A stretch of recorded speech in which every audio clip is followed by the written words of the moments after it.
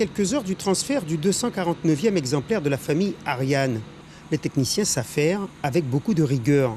La table sur laquelle repose le lanceur pèse 1700 tonnes. Le tout sera tracté par ce camion. L'attelage est réalisé par 3 techniciens supervisés par un contrôleur du service de la qualité. Chaque technicien, à tour de rôle, vérifie l'exécution de l'opération sans stress. Oh, c'est la routine, hein. Au tout début, oui, on avait de la pression. Mais avec l'expérience, ça se passe normalement. On a des procédures qu'on doit suivre, donc c'est en fonction de ça qu'on déroule nos opérations. Et tout le monde contrôle tout le monde? Tout à fait. Donc, sur chaque OP, tu as un responsable d'opération qui déroule et puis qui vérifie que tout se déroule normalement. La journée a commencé dès 6 heures pour les équipes chargées de préparer le transfert du bâtiment d'assemblage final à la zone de lancement.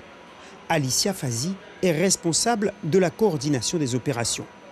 Il y a à peu près une centaine d'opérations entre mécanique, fluide, électrique, coordonnées seulement sur la matinée. Et après, au moins autant l'après-midi.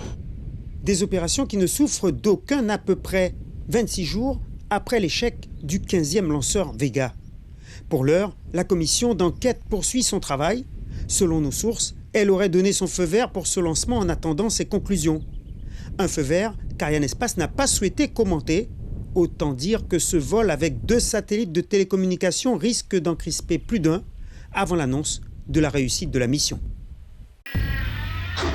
Suivez l'info sur Guyana Première, télé, radio et Internet.